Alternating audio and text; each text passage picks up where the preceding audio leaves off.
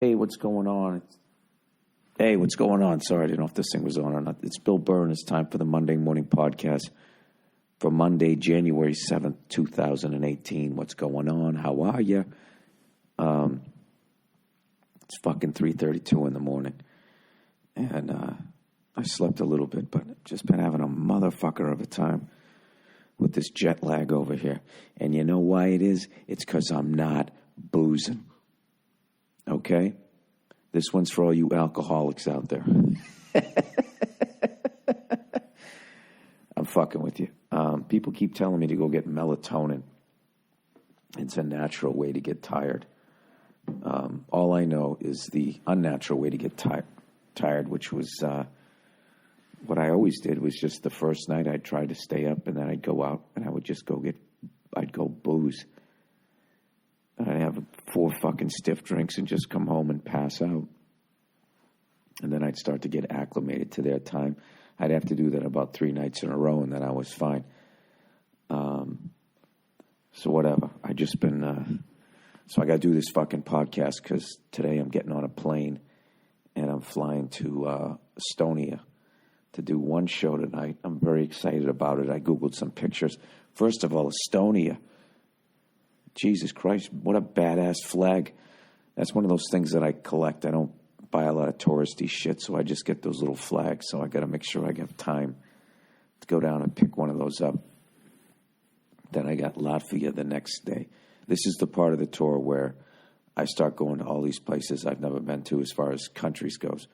But the last 2 nights, I started in Cologne. I'd been there before.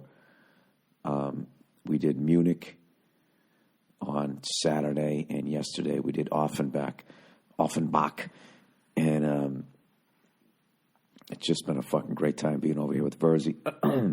Sorry, my voice is going, dude.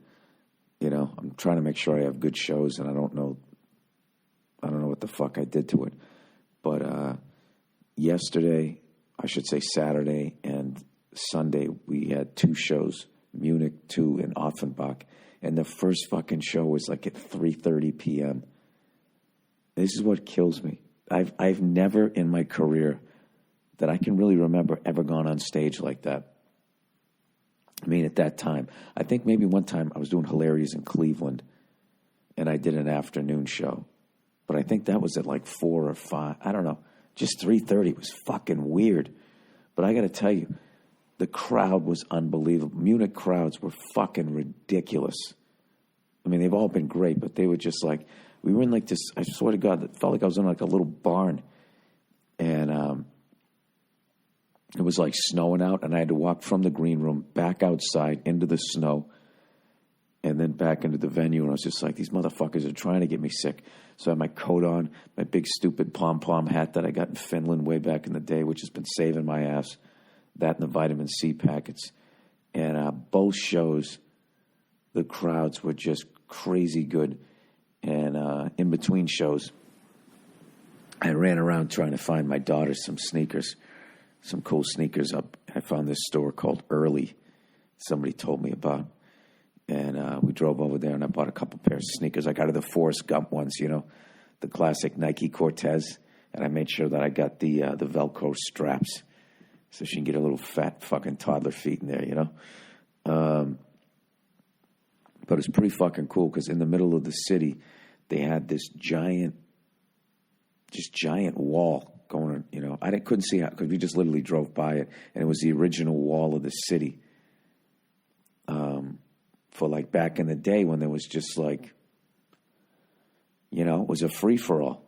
You just sit in your village, and all of a sudden some fucking assholes would just show up and just start murdering the men and raping the women and lighting shit on fire. And it was just like that's what people did back then. Like that was like a fucking, like something that someone aspired to. They aspired to rape and pillage. And you just fucking lunatic shit. So these people, you know, wanted to survive, so they would build these giant walls, I guess, around their fucking villages. And then someone was trying to tell me Attila the Hun used to save the bodies from the previous village, and then he'd sneak up on a village, he'd light the bodies on fire, and then with like a catapult would start shooting them into the fucking village he wanted to attack. Like, you're just sitting there chilling out, enjoying yourself. And, like, all of a sudden, you know, I don't know, what was a job back then? Some fucking coppersmith comes through the top of your fucking little hut there, on fire, and lands on your goddamn dinner table. And that was the first sign that your life was going to fucking change. I mean, Jesus fucking Christ, it's crazy. And I don't know what it is about Europe. Maybe because I watched all this shit about World War II and, and a lot of, American history. They don't give a fuck about, the whole curriculum was designed by white descendants from Europe, so that's all we fucking talked about. So you just know certain shit. And, of course, they dance around a lot of shit. But as I've been over here, like when we took the train from fucking Munich up to Offenbach, they were like, next stop, like Nuremberg. And I'm like, Nuremberg, like Nuremberg trials? For some reason, I thought those trials were in France. And now that I'm getting exposed a little more to the German language, I'm like, well, obviously that's not a fucking French city. So I'm on the train and I'm texting Virzi to be like, dude, this is where they fucking tried all the Nazis, the SS, and the Gestapo and shit after World War II, and they'd fucking put them to death and shit, hanging them and everything. And I'm texting him, and he can't fucking, he's not getting service. So I'm like, Virzi. And he looks up, he's a couple seats away. But out of the respect for German people, I don't want to be like, hey, this is where they fucking killed all the Nazis after fucking World War II.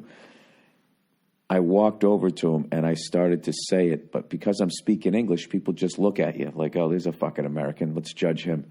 Is he fat? Is he breathing through his mouth? Is he loud? So I just literally had to show him the text. And I'm sitting here, like when you go to fucking Berlin, that's where Hitler killed himself. And part of his bunker still exists. I know they fucking destroyed most of it. The Soviets did. And then they built just like an apartment building around it, It's like Los Angeles, how they do that shit. They just knock shit down and they don't give a fuck what happened. And I get it because the guy was so fucking evil, but like, I'm just like, wow, it's so fucking crazy that German people just walk amongst all of this shit. And then I was like, wait a minute. I live in the United States of America. I go down south all the time. I can't imagine what the fuck happened right where I'm sitting when I'm sitting in a fucking Waffle House. Like, if that used to be like a plantation or some slave was running away and they got caught and God knows what the fuck happened. Forget about the Native Americans. So I was like, well, why the fuck do I only think about that shit? Like every time I go to Paris, like when I look at the Champs-Élysées, that fucking street, I just picture when the Nazis fucking paraded up the damn thing. When they occupied their country and when the Allied forces, when they took it back. And all the French ladies banged a bunch of Americans, evidently. How come I don't think of that shit in my own country? It's just because I grew up there. It's fucked. I almost thought that would be like a weird, one of those sci-fi fucking movies / horror movies that, I don't know because they kind of do it. They do it on like light shit. Like if you move into a house and someone got murdered there in the 20s, right? Like, let me tell you something, Shay. I'm going to slit you from fucking ear to ear, right? Then all of a sudden that place is haunted. But they don't, wait, maybe American Horror Story did it? I don't fucking know. I watch sports. But anyway, and then I'm reading all of this shit, and it's like about the Nuremberg trial when I'm on the fucking train. I'm making sure nobody's looking over my shoulder. And I'm seeing how, like, they had to decide how they were going to... It was sort of the first time. I think in World War I they tried to do it, but this is the first time they were trying to make people pay for their fucking war crimes. So, FDR and fucking Churchill and all these guys are trying to figure out how they're going to go about doing it.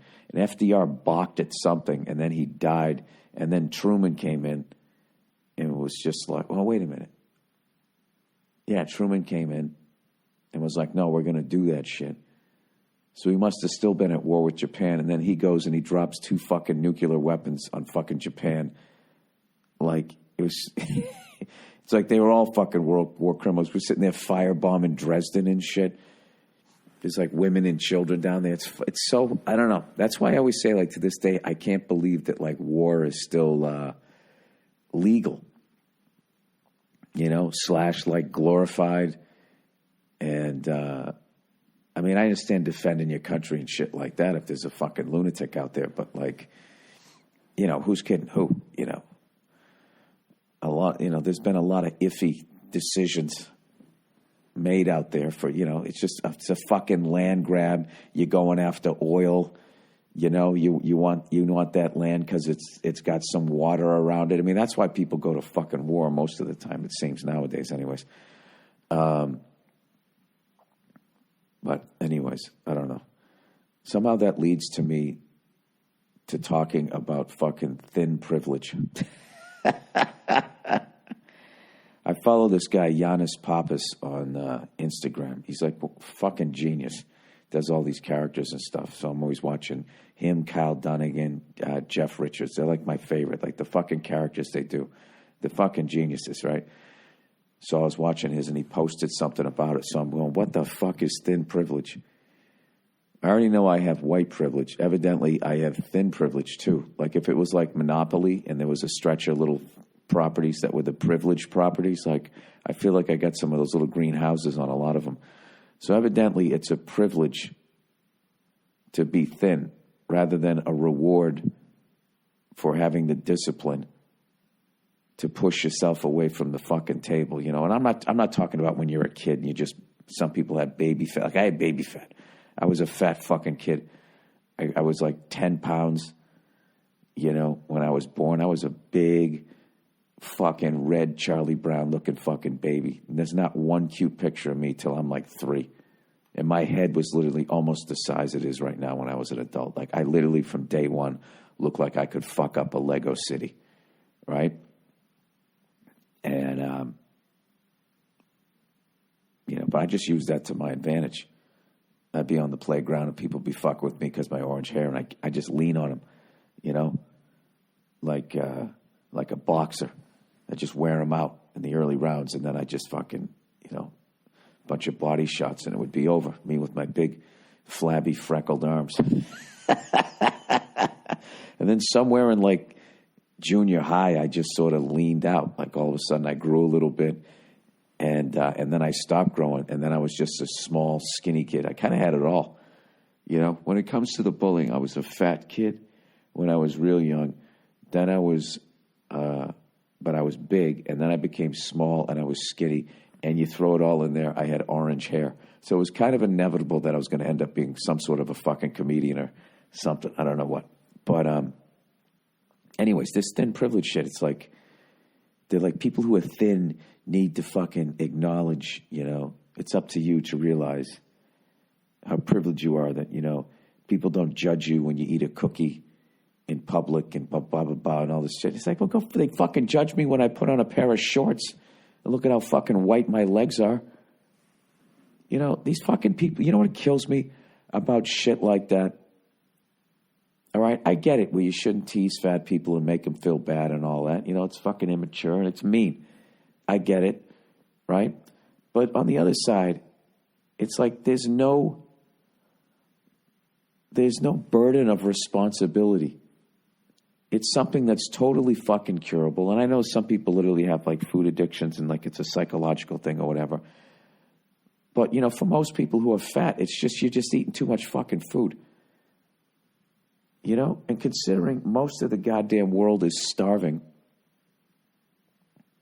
you know, it's just like, can you believe that with this train of thought, fat white people in a first world nation can literally walk around and call themselves victims while, you know, I don't know, all of these fucking fatties, I swear to God, that's why I did that bit on it at my last special.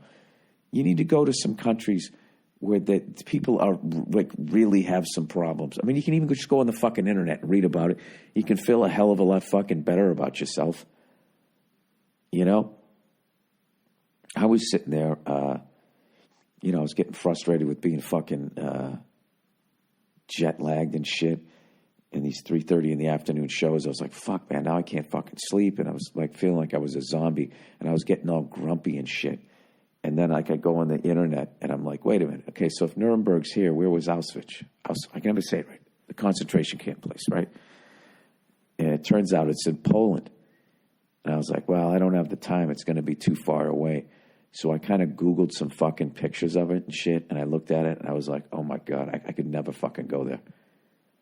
I mean, literally, like your fucking blood runs cold, like looking at the shit. And then they had like, pictures of like piles of like kids' shoes and shit. And I'm literally buying shoes for my kid. And I'm just like going, am I really bitching that I have a 3:30 fucking show? Kind of a fucking asshole am I, right? I think people eating fucking hot fudge sundaes ought to do that every once in a while. You know what I mean? They ought to look up a bunch of starving fucking kids in the middle of nowhere. Not even in the middle of nowhere. In the middle of where the world, for whatever reason, considers nowhere. Before you sit there and try to like figure out a new way to try and fuck up somebody's career. Because that's going to be another thing. This is such a weird fucking time of so many goddamn people, like, they just keep trying to, like, I keep looking at it like a bike race. Like, they try to get behind somebody who has, like, a legitimate complaint. Like, I got to be honest with you. The fact that white women can fucking use the term white male privilege, and they're like a white woman in the United States of America, the fact that they can somehow hop on the other side of the fence as some sort of, like, underprivileged group. And I'm not saying that, they don't get less than white males, but it's just like, should I really be listening to your complaints next? Are you really going to be first in line? You actually have white privilege when it comes to complaining, because people are going to pay attention to your shit first, even though you suffer in the least, right?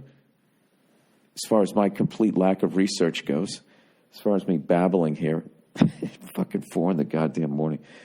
You don't realize, I hope I'm not waking somebody up, mumbling here.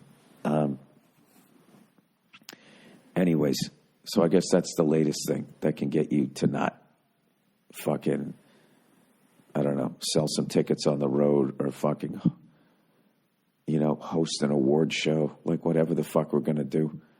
You know what blows my mind about that whole award show scandal is I just love how whatever was said around 2011, and all these adults who were old enough, were plenty old enough to have gotten offended back then and made a big stink, and for some reason it doesn't fucking come out. It's almost like they get you on something. They're like, all right, hold on to that card.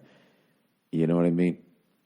Like they're playing Granny fucking Water, and then they wait till you get something big enough that's going to shine a light in their cause, and then they come back and they fucking try and slam it down on the fucking table. I was out of the country, but as far as what I read, Ellen DeGeneres is cool in my book for the rest of fucking time. And I thought whatever she was trying to do is the way to go about stuff like that, where you just don't try to fucking destroy somebody. You try to get them to see your point, try to get people on your side to be, hey, give this person another chance. You have it be open like that. You open it up to a discussion, and then people just watch it and learn some shit, rather than just being like, this person said this, now they can't have that. Now let's watch them fucking, lose something. She's just sitting there watching it for the fucking entertainment value. This is one of my favorite things to do, by the way, is to get on my fucking high horse here and preach at 3:45 in the fucking morning, whatever fucking time it is here.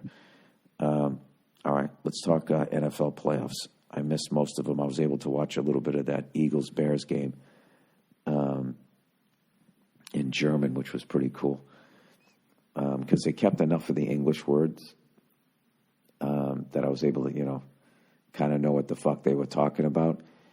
And I know everybody's going to get on the Bears kicker, but can somebody please explain to me why the fuck you go for a 2-point conversion when the Bears did that? Why not just fucking kick the goddamn thing? And then you end up losing by 1. John Madden, my entire fucking life, said you take the points, you take the points, you take the points.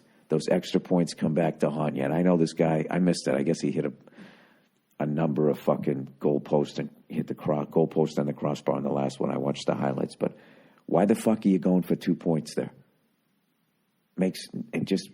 Well, Juice, you're only up by 2. You're acting like it's the end of the game with fucking 2 minutes to go. There's a whole bunch of time left, and I forget when it happened, the end of the third quarter, beginning of the fourth quarter, but there was plenty of fucking time where it's a complete non-factor. Just take that extra fucking point. Just take the fucking thing, and then see where the fuck you are with the last 5 minutes. Then you start playing that game. You know?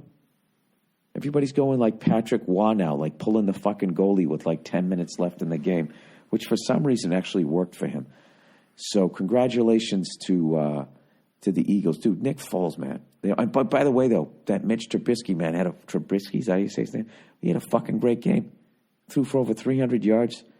I thought he was like really accurate, and he was dealing with like the defending Super Bowl champions. I thought he was great. Dude, Nick Foles is like that guy, that guy just fucking delivers.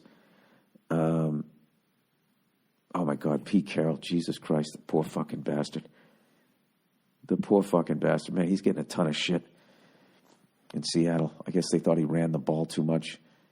And I don't know what happened. Their field goal kicker got fucking hurt, and then they have the punter in there, and he has to do an onside kick.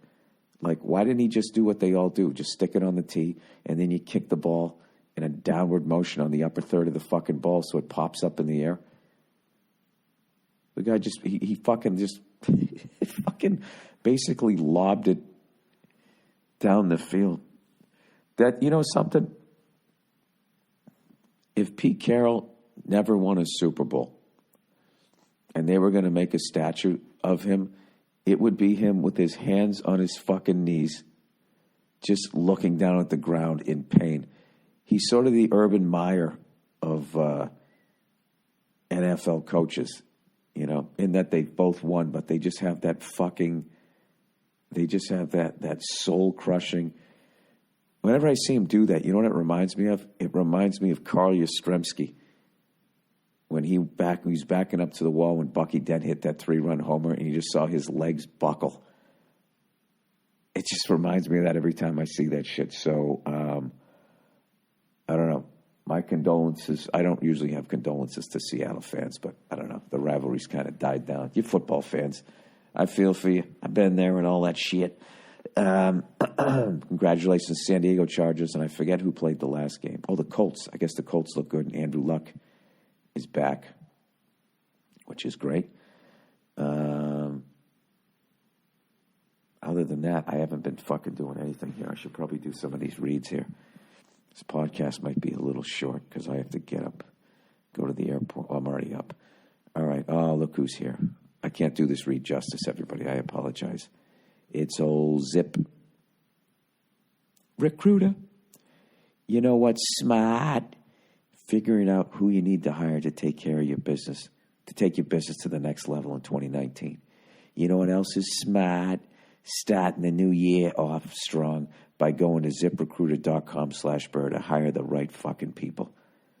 Unlike other jobs, I wonder if now when you go to hire the right people, they should add to ZipRecruiter. It also goes through all all the tweets you've ever sent out to make sure someone's not going to be like, I wanted to rent a car from this person, and then they said this tweet in 2009, making fun of people with ugly feet. I have feet that are, they wouldn't say ugly. How would they say it? I don't know. Visually challenged. Unlike other job sites, ZipRecruiter finds qualified candidates for you. Its powerful matching technology scans thousands of resumes to identify people with the right skills, education, and experience, and actively invites them to apply to your job. So you get qualified candidates fast. That's why Recruiter, yeah?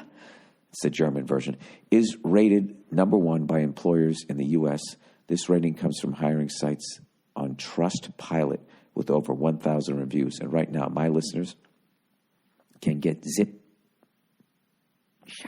Recruiter for free at this exclusive website, ZipRecruiter.com/Burr. If you love this show, show your support to it and ZipRecruiter by going to ZipRecruiter.com/Burr, BURR. That's ZipRecruiter.com/Burr. Halt! Oh, sorry, my voice is going. Halt! Trying to do the German guard in every movie. Zip. Recruiter. The smartest way to hire. All right. Policy Genius. Getting life insurance is one of the more intimidating parts of becoming a full-fledged adult. It's not that bad if you have kids. It's weird if you get it and you just have your wife, because then you're like, is this bitch going to kill me? Once you have the kid, you're like, all right, I want him to be all right. Sorry, I watch a lot of those fucking first 48s, and it always comes down, first-time murderers, so much of it comes down to life insurance. Am I not selling this right now? I don't think I am. There are so many options. It's hard to know where to start. But making sure your family is financially protected is too important to avoid. This is what you do. Once you get life insurance, you just sort of monitor your wife's laptop or your husband's.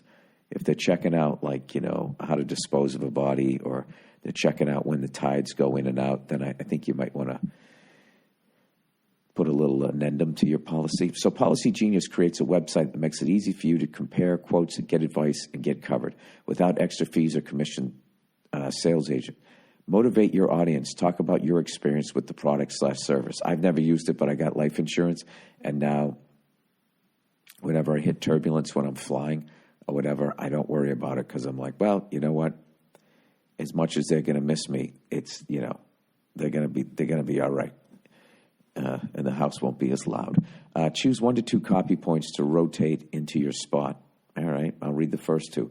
Policy Genius is the easy way to get life insurance in minutes. You can compare quotes from top insurers to find the coverage you need at a price you can afford. From there, you can apply online, and the advisors at Policy Genius will handle all the red tape. They'll even negotiate your rate with the insurance company. It's all part of their best price guarantee. That's great because it's a shit show trying to find the right one. If you've been intimidated or frustrated by insurance in the past, try starting your search at policygenius.com. In minutes, you can compare quotes and apply. You can do the whole thing on your phone right now. Policy Genius, the easiest way to compare and buy life insurance. Oh, fuck. How am I going to do this read justice with my voice here? Honey. You probably heard me talk about Honey, the free browser extension that automatically helps me save money on all my favorite sites. But did you know that Honey even makes Amazon better? And dude, fuck Amazon. Those fucking cunts. Those assholes, they throw it over the fence. They consider it delivered. There's no return address. You never can figure out who the fuck sent it to you. It's a fucking nightmare. With millions of sellers on Amazon offering the same products, how do you know if you're really getting the best price? How the fuck do you know if it was delivered? There's no fucking phone call. You got to bring it back down to a shop, and they're just, well, as far as we can tell, it was delivered. We confirmed it. That's where Honey comes in. What, because the fucking driver said it was confirmed? Honey automatically goes to work whenever I shop on Amazon. I heard of this other shit on Amazon. This fucking, I never got it. I don't know what the fuck it is. It compares this is like the worst advertising read ever. It compares the prices of every seller that carries the item I want. Honey even factors in shipping, sales tax, and Amazon Prime status to make sure I'm getting the lowest price. It shows me the best delivery time, even if Amazon doesn't.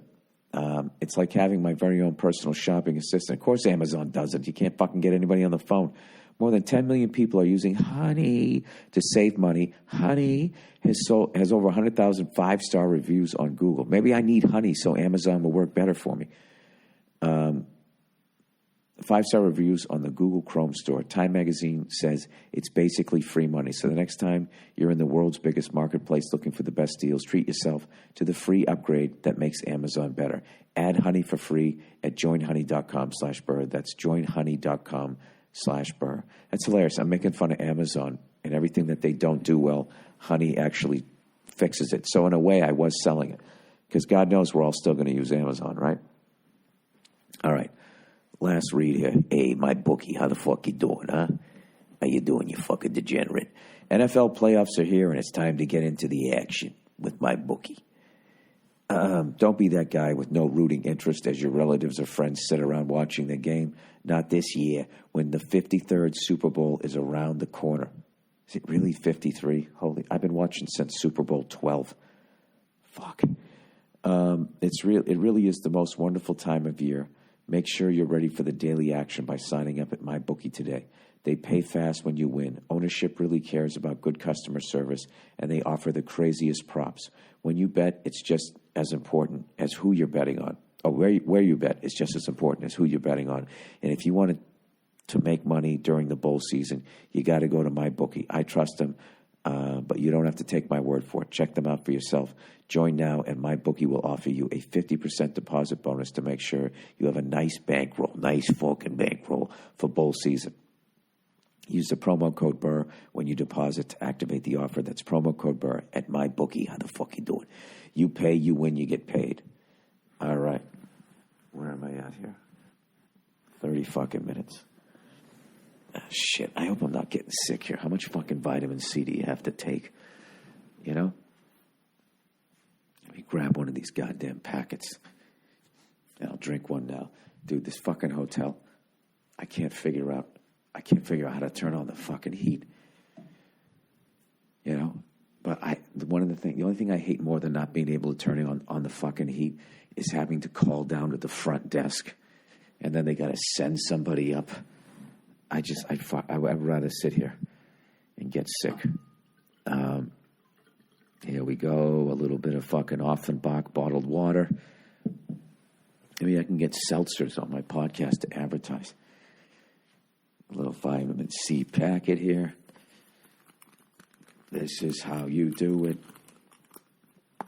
Hey, did anybody else on Twitter see that hilarious little, I don't know, is it a GIF? Is it a picture? I don't know what the fuck you call it. You know Belle Biv DeVoe? Somebody made one that was Belle Biv and Willem Dafoe. So it was Belle Biv DeFoe. And that's the kind of shit. That's the kind of shit that I fucking love. I love that silly shit. All right, there we go. Ah, Christ, Bill, stirring it with your finger, you fucking animal. What is wrong with you? All right, down the hatch. Here we go. Gotta let it stop fizzing. All right. So anyways, so I ordered room service.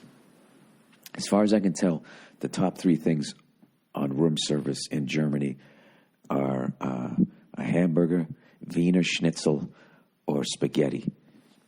And I actually, when I was in Munich, I got some Wiener Schnitzel, which I always thought was like a fucking hot dog, but it's a pork cutlet that's breaded. It was fucking delicious. That's what's killing me about being here in Germany is I haven't had time to get like a proper German meal.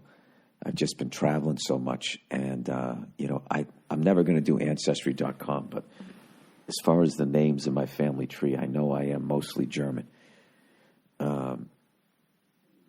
I love this shit. All this fucking sausages and fucking beer and all that. It kills me. I'll tell you, the next time I come here to Germany, which I'm definitely going to do because it's been so much fun, I am going to be beyond off the wagon. And I'm trying all these fucking beer. I'm going to book myself out here in Oktoberfest. I'm going to buy a little MeUndies Oktoberfest outfit, and I'm going to fucking drink my ass off. But not on this tour. Oh, Billy, no fun. It's coming up on 50 days of just being a fucking douchebag. Anyways, so let's plow ahead here. Let's read some of these fucking things for the week. Just another one about Poland. All right. Very excited to go to Poland, too. Very excited to go to Berlin. All the rest of this tour is just going to be just a bunch of shit I've never seen. Oh, and speaking of that, guess who came out to the show last night? Guess who the fuck showed up? One of my favorite drummers, one of the greatest drummers in the world, Benny Greb, showed up with his lovely girlfriend. I hate naming names and everything, but everybody knows who the fuck he is, right? I couldn't believe, it's unbelievable. If you're a drummer out there and you want to see somebody who possesses one of the rare things in drumming, which is incredible feel, passion, playing from the heart, combined with ridiculous chops. And the thing that I found with drumming is when you get those chops, guys, a lot of times when they play, they're between their ears, like they're in their head. And they have all this really intricate shit, but it's disconnected to who they are as a person. And then if you have like a groove player You know, if they go to take a solo, if they even do, it's, you know, it's still good because it still grooves, but it's not like the crazy, I don't know. I'm just saying, those guys that have those fucking insane chops where I would think even Buddy Rich would be going like, dude, what the fuck are you doing there nowadays? How far drumming has come because everybody, the internet's like basically everybody's watching everybody, everybody's jamming and learning from each other. It's just so rare to meet a guy that has his chops and plays the way he does. So he does clinics all around the world, and he's got some DVDs out there and all. And there's no fucking way that you won't be tremendously changed for the better if you somehow start watching his videos. So it's Benny Greb, BennyGreb, I believe. I'm not sure if there's two. I can't fucking spell anything. Just check them out if you can. All right. Anyways, just another one about Poland. Dear MC, run from the sun. I like that one. I am honestly thrilled that in a few days you're going to show up in my not-so-beautiful city of Warsaw. Don't tell me that. Well, I live in the not-so-beautiful city of L.A., and I love it. I like how it's gritty and grimy and all that shit, you know? Sorry, drinking more vitamin C here. Mainly because I'm honestly thrilled that you're going to be in a few days, and you're going to show up in my not-so-beautiful city of Warsaw. Mainly because I'm selling my house, and you are so white that you're rising the property value whenever you arrive. This guy's hilarious.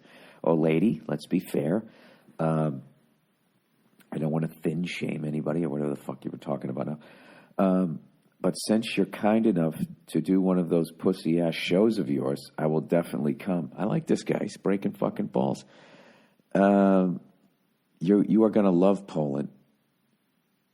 As Josef Poludzki used to say, it's a great nation, only people are cunts.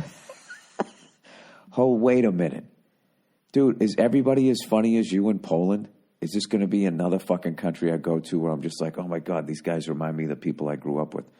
I felt that in Ireland. I felt it in Scotland. I felt that in India. Just that busting chops, ball breaking fucking thing. It's my favorite thing in the world. Anyways, as for the city of Warsaw, well, she's not the prettiest of gals, but let's be fair. That bitch went through some shit.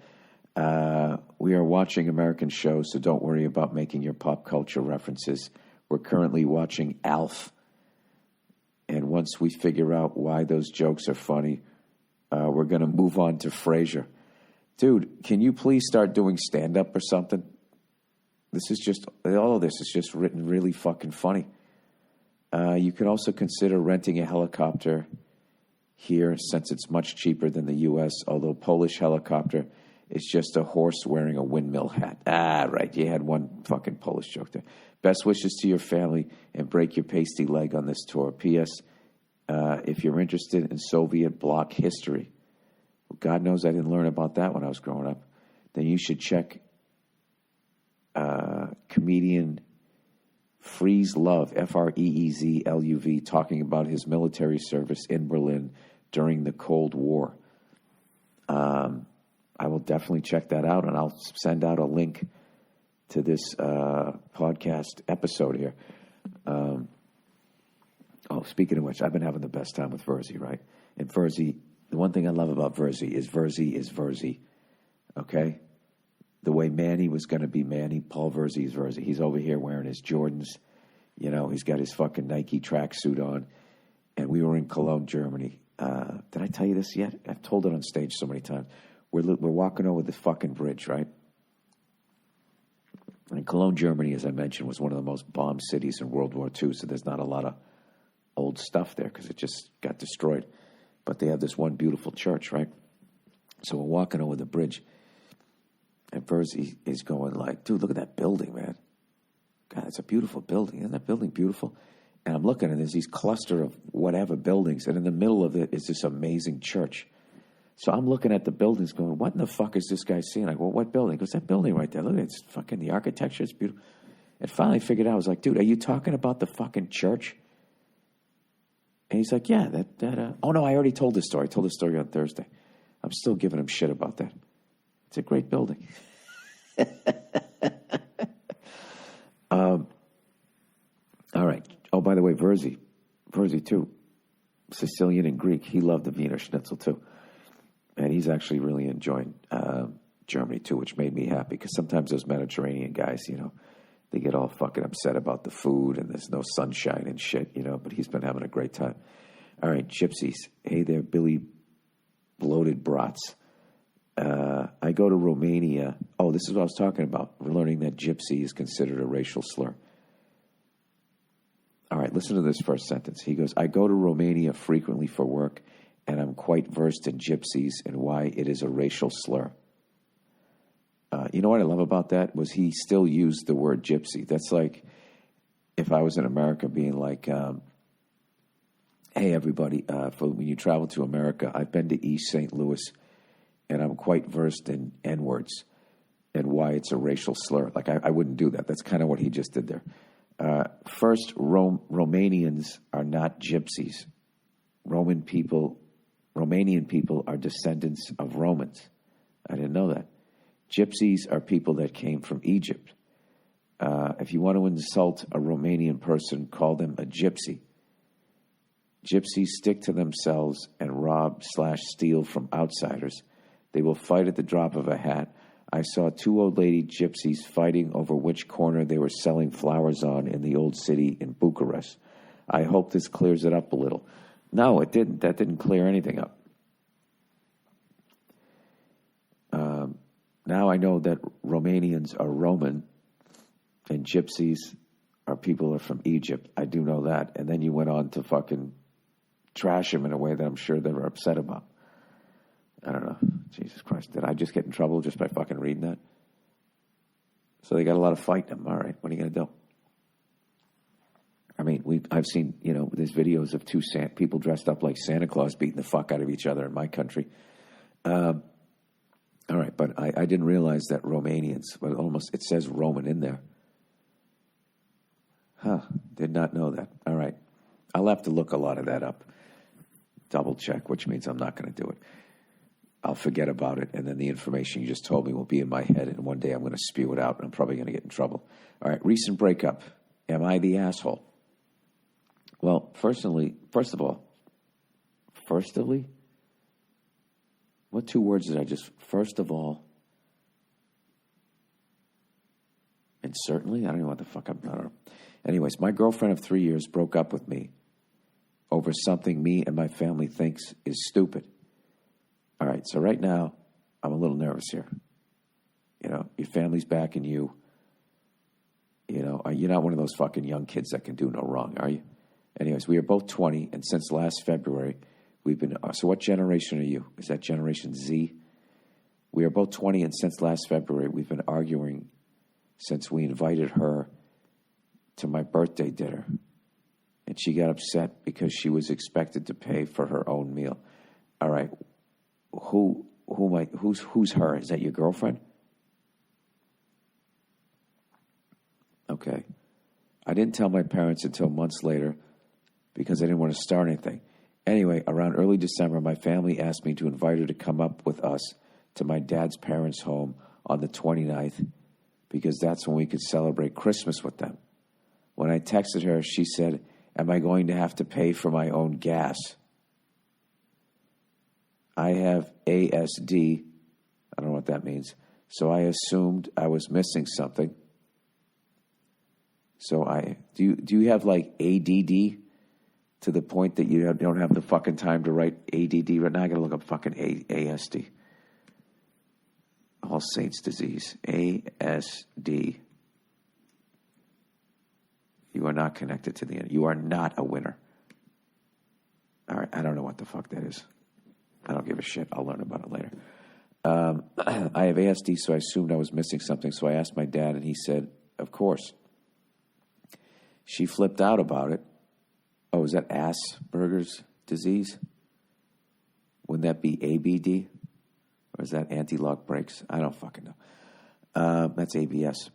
She flipped out about it and it became the new thing we could argue about. Her mom and her sister agree with her that it's shitty to not pay for someone's gas when you invite them someplace, but my dad's parents didn't pay for our gas, but no one we know asked for that. And all of our family members we invite to B-Day dinners never complain about paying their own bill. Should I put pun not intended? I'd appreciate your advice, sir, and I'm a big fan. You seem pretty good with your response in most cases. I should note that after breaking up with me on New Year's, despite... All right, that's how he ended it. I don't understand what's going on here. You guys sound like a bunch of cheap fucking assholes. To be honest with you. If you take somebody out for their fucking birthday, you make them pay for their birthday dinner? That's fucking terrible. It's so terrible, it's hilarious. And I'm sure she didn't give a fuck about paying for her gas. She was probably alluding to the fact that you made her pay for her own fucking birthday. That's fucking hilarious. That, in a lot of ways, is sadder than going out to dinner by yourself for your birthday. Because at least nobody there at the restaurant knows it's your birthday. Now you're sitting there with a table full of people that know it's your birthday, and now you got to kick in. Wow, man. Yeah. I should probably stop short of calling you and your whole family a bunch of cheap fucks, but let's just say you're a little rough around the edges. But whatever. That's water under the bridge. I guess you need to find your soulmate. The kind of woman that doesn't mind paying for her own birthday dinner. Well, you know what? Maybe you're a feminist. You know? Because most guys, we pay for our own shit on our birthdays. We have to go out and go buy the big fucking fancy gift on Valentine's Day. I don't know. I can't figure that one out. And the fact that you stopped mid-sentence, like she fucking showed up your place and clubbed you to death, and then hit send so the forensics couldn't figure out what time you died. Well, he did send an email. All right, lesbian dating with no spark. All right, well, whatever the fuck you're dating, if there's no spark, get out of it. Hey, Bill, I was wondering if you and Nia could give me some dating advice to a lady listener. Well, unfortunately, Nia's not here, so you're going to have to deal with my dumb fucking ideas. I've gone out on 7 really good dates with a wonderful woman who is essentially everything I've ever looked for in a partner.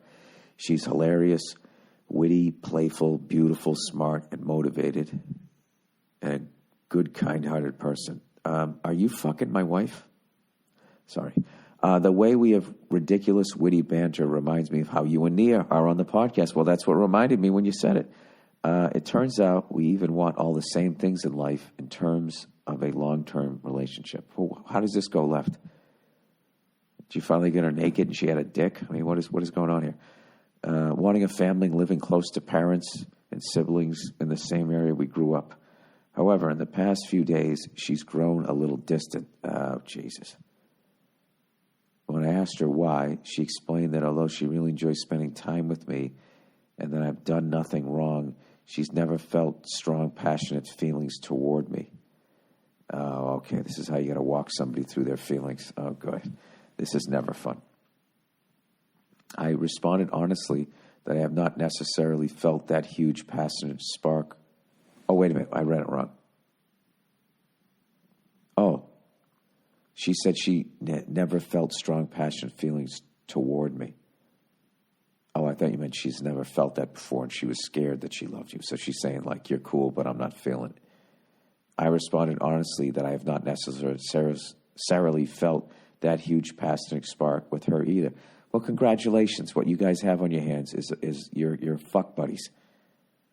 Okay, and now we're in an area of limbo, and we don't really know where to go from here. I think it's clear that we are attracted to each other and very compatible, but there is a lack of clear chemistry between us. She has an accelerated online class for the next 2 weeks, so we decided to cool things down and meet again after that is finished. I think that's very wise. My question is, if you consider an emotional, passionate drive necessary for two people to be together successfully long-term, and how it was with you and Nia. I am personally a believer in long-term love growing over time, and that for passionate love, in my experience, generally follows the Newtonian rule of what comes up must always come down. Lovely wishes to you, Nia, and your little one and go fuck yourself. I think that the fact that you guys both had that really mature conversation, neither one of you feeling a spark, it's just like, in the beginning, if there's the spark, that's that euphoria that you kind of chase for the rest of your relationship because, you just get used to each other. And then when the love comes out, it's usually if vacation, holiday, or if you've been through something together and you survived it. It brings you closer together, and then you have like these memories. Like I've gone through rough periods, with my wife, and like having a kid just upsets the whole apple cart, and you're focusing so much on the kid that you can kind of like forget to check in with each other, and so what I've learned with her is we have to take like these little weekend vacations, in town, just go to a hotel, and it's hilarious. And then we instantly fall back in love again and then spend the rest of the time looking at pictures of our daughter, seeing how we miss her and stuff. So, I don't know. I think because you guys seem like you should be really good friends. But the weird thing is you're already banged or whatever. So I don't know how that works in the lesbian world. But I know in the hetero world that can get weird. And it's kind of 50-50. Sometimes the guy gets weird. Sometimes the woman gets weird. It's just kind of weird. So I don't know. I think it's probably a good thing that you guys aren't going to see each other for a couple of weeks. And you can kind of be like, because it's early on, just see where the fuck you are after 2 weeks. But I don't know. I think you're doing it right. Not like I know anything about that shit, Which is why you probably asked Nia to chime in too. To be honest with you, the only way that it's gonna fucking work is if you do have that spark in the beginning, because that spark is what's gonna make you stay. Because if you don't have that spark and you get married for other fucking reasons or whatever, then it's just like, you see it. People married for money and they're sitting on a fucking yacht and they're miserable. All right, grown man sitting while pissing. Oh, Jesus Christ. It's one of the worst images I've ever heard. Dear old Billy Blue Hills, I'm a 40-year-old man with 3 young children. I realized the other day that over the past couple years, I've been sitting down when I piss more often than not. All right, now this is funny, because if you're doing it because you're tired, it's just fucking hilarious. I was worried that this was going to be some other progressive thing.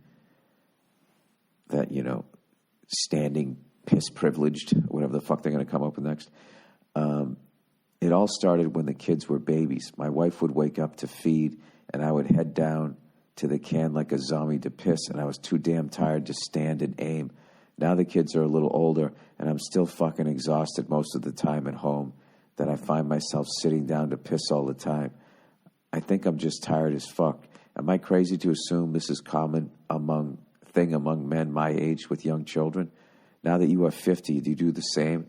I can't be the only one, right? Thanks, love the podcast, and go fuck yourself. No, I don't do that. The only time I ever do that is if my wife's sleeping, and when we lived in smaller apartments, I didn't want to wake her up when I was taking a piss. Out of consideration, I would sit down. And it would always make me laugh. And I would always picture all of my friends making fun of me that I was sitting down while pissing. I think the fact that you still say pissing rather than peeing, which is one of my major pet peeves. I hate when a guy says, I have to go pee. It's just, I can't even tell you. My body, like, microscopically, like, contorts. Oh, by the way, somebody told me it's anyway and not anyways. And I have to tell you, I don't give a shit. I like saying anyways. I say it in the plural sense. No, you're probably not the only one who does it. But I will tell you that what I have learned just having one kid is how important it is to get 8 hours of really good sleep.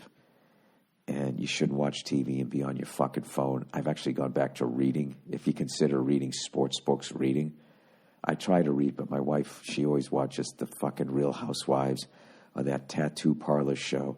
Any show that involves people she doesn't care about screaming at each other for some reason. She loves to watch that before she goes to bed.